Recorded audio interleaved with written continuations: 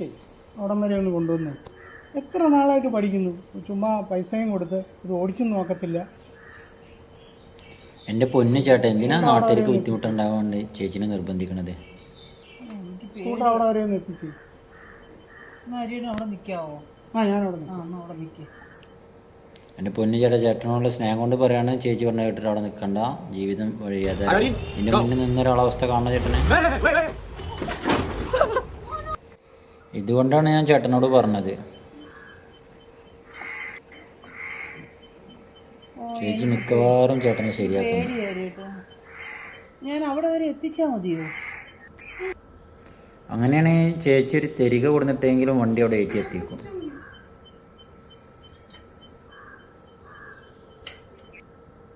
ദൈവമേ, ഇനി ഞാൻ പറഞ്ഞിട്ട് ചേച്ചി തെരിക എടുക്കാൻ പോകണം. ചേച്ചി ഒന്ന് എത്തിച്ചാൽ മതി നടക്കുക. ഇത്രയും പ്രതീക്ഷിച്ചിട്ടില്ല ചേച്ചി. എന്നാലും വല്ലാത്ത ചതിയായിട്ട് ചേട്ടൻ്റെ ജീവൻ രക്ഷപ്പെട്ടു. അത്ര പറഞ്ഞാൽ എന്തായാലും ചേട്ടൻ്റെ നിൽപ്പുണ്ടോ?